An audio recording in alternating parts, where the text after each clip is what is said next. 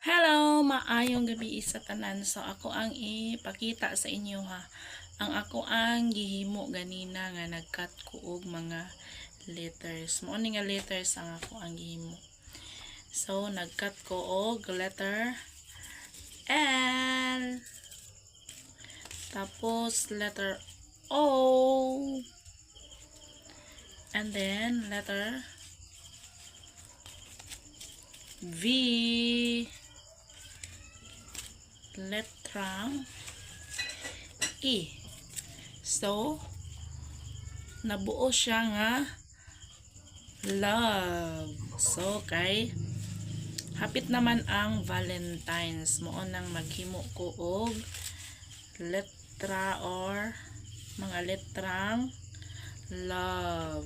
No, so, dara oh. L-O-V-A.